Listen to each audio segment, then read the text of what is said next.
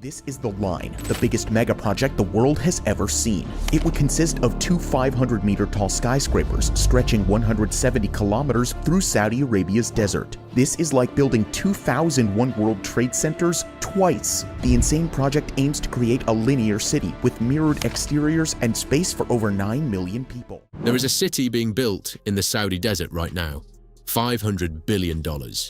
And the concrete they are pouring to build it has an expiration date. Not a metaphor. An actual chemical clock running inside every single wall. Here is what broke my brain. In the conditions where they chose to build this thing, that clock is running faster than the building is going up. Some of what they have already poured may not survive long enough to see its first full generation of residents. The city is called NEOM. The structure is called The Line. You have seen the renders. But forget what it looks like, because there is a physics problem happening right now inside the walls that are already standing, that nobody in the press releases mentioned. It has a name, and once you understand it, you cannot look at that project the same way again. Before the science, you need to understand where they chose to build this, because the location is not background information. The location is the entire problem. NEOM sits in the Tabuk region of northwestern Saudi Arabia. Summer heat up to 48 degrees Celsius, salt air blowing in from the Red Sea, and critically, low humidity. That specific combination, brutal heat, salt exposure, low humidity, is the exact environment where concrete ages the fastest. Not slightly faster, structurally, catastrophically faster. I will show you the numbers in a moment. But first, who was already living here? The Huwaitat tribe had lived on this land for generations. When the project was announced, they were told to leave. Some did, some refused. Abdul Rahim al-Huwaiti refused publicly. He recorded videos saying he would not go. In videos uploaded on the internet, he complained that he was being asked to leave his ancestral land, a rare public defiance to a royal decree. I am from Al Khiraiba, where Mohammed bin Salman wants to build his new NEOM project. So many villages have started the phases of displacing people in this area. There's a sort of houses survey to start forcing people to leave their houses. Of course, the people here are all rejecting this and refusing displacement. Saudi security forces came. He was killed. Others from the tribe were arrested. Several were sentenced to death. Those sentences were later commuted. Sit with that for a second. A man died defending land that is now being covered in concrete, that the physics of materials science says may not last his grandchildren's lifetime. That is the ground this city is being built on. Literally, a man was killed for this land, and the walls going up on that land are already running out of time. Here is what nobody explained in any of the coverage I read. Concrete is not stone. It is not permanent. It is more like a very slow chemical reaction that you are living inside. When concrete sets, it creates an alkaline environment in its core. Think of it like a force field around the steel rebar inside every wall. That force field is what stops the rebar from rusting. The rebar is the skeleton of the building. The alkalinity is the only thing keeping that skeleton intact. Now, air gets in. Carbon dioxide reacts with that alkaline environment, slowly neutralizes it. The force field weakens. When it drops past a certain point, rust begins on the rebar. And rust does not just sit there. It expands. And when it expands inside concrete, the concrete cracks from the inside out.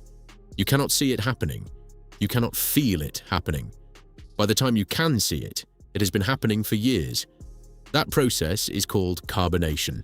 It happens to every concrete structure on Earth. The only variable is speed. Concrete carbonation happens when gases in the air react with alkaline materials in concrete, forming carbonates and reducing alkalinity. When carbonation goes beyond the protective layer, and there's both air and moisture, it can cause the steel inside to rust, weakening the structure. In normal conditions, a temperate climate, moderate humidity, no salt air, a well-built concrete structure can last 50 to 100 years before carbonation becomes a threat. Now put that same structure in the Tabuk Desert. Extreme heat causes concrete to expand and contract daily. Every expansion and contraction opens microscopic pathways. Salt air drives chloride ions through those pathways directly to the rebar. Low humidity means the concrete never fully cures to its designed density. Every single one of those factors accelerates carbonation. Structural engineers who work in Gulf construction document carbonation, advancing 2 to 3 times faster than temperate benchmarks in these exact conditions. 2 to 3 times. That is the difference between a structure that lasts 80 years and one that becomes a structural liability in under 30. I want to tell you what one engineer said to me. I cannot name him. He works on Gulf contracts and made that condition clear. He said, "Everyone in this industry understands what desert carbonation does to a timeline. You just do not say it when a sovereign wealth fund is signing the checks." He was not angry when he said it. He said it the way you describe weather. That was the part that stayed with me. So, here is the number, the one I had to check 3 times before I believed it. NEOM's published construction specifications describe a 50-year structural service life. That is the official target. 50 years.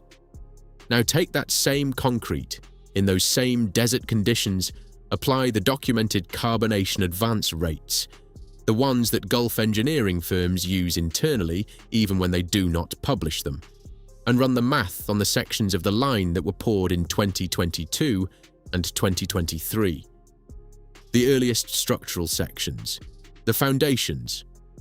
Those sections may reach critical carbonation threshold, the point where rebar protection fails and structural intervention becomes necessary, by 2040 to 2045.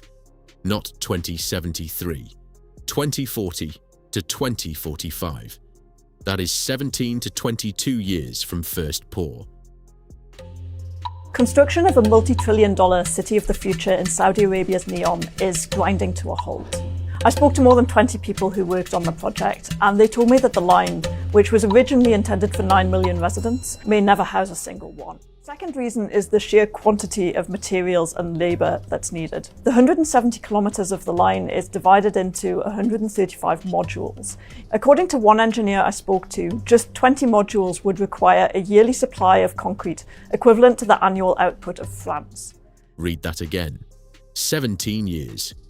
The city has no permanent residents yet. Construction is still years from any version of completion, and the first concrete poured may need major structural remediation before anyone has lived there for 2 full decades.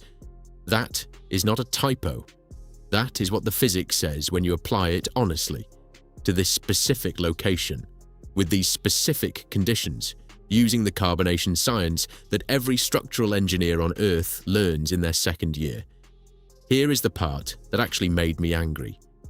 This was not unknowable. Not in hindsight. Not with information that came out later. Before a single cubic meter was poured, anyone with a structural engineering degree and the site survey data could have run these numbers. The carbonation science is not new. The desert conditions were not a surprise. Someone ran these numbers. Someone knew. And the concrete went in anyway. This is not the first time this happened in the Gulf. That is what makes it worse. Dubai's Palm Jumeirah. Structures showing chloride-induced rebar corrosion inside 15 years. Doha's post-2010 construction wave. Buildings requiring structural remediation within 12 years of completion. Both projects use the same category of service life projections that NEOM is using. Temperate condition benchmarks applied to desert conditions. Both are now expensive, documented problems. The engineers who flagged those projects early are not on the NEOM bidder lists. I checked. That is not coincidence. That is a pattern. If you have ever looked at a Gulf Megaproject announcement and thought, something about this does not add up, you were not wrong. And I want to know how many people watching this had that feeling and could not explain it. Drop it below, because that instinct is tracking something real. So what is NEOM? Because I do not think it was ever really a city. A city for 9 million people. A new model for human civilization. A proof that Saudi Arabia can exist beyond oil. I think it was always something simpler than that. An announcement. The function of NEOM was to change what the world believed Saudi Arabia was capable of. Vision 2030 needed a symbol, not a functional city. A symbol. And a symbol does not need to last 50 years. It needs to exist long enough to be in the renders. That is why the carbonation science was not the loudest voice in the room. That is why the engineers who raised it were not on the procurement lists. What this story reveals is a total belief in the power of a mega build to impact millions of people's lives and fundamentally alter the trajectory of a nation. The most striking thing to have emerged from these desert sands so far is a conviction that our future can be designed, engineered, and built. That is why a man who refused to leave his land was killed for a city that may need structural intervention before his grandchildren reach middle age. There is a version of this story that is unique to Saudi Arabia, and there is a version that is about every mega project ever announced by a government that needed to prove something. Build fast, announce bigger. Let the next administration handle the concrete. There is another piece of this story I did not include here, not because it matters less, but because it deserves its own space. It is the China city that went through exactly this. Built at speed, concrete expiring ahead of schedule, residents moved in before anyone admitted the problem publicly. That video is already up. It is the one I would watch next, because once you see the pattern, you cannot unsee it. One man refused to leave. He was killed. The concrete poured over what was his may not outlast the decade his grandchildren finished school. And somewhere in a procurement office, someone signed a contract knowing what the desert does to walls.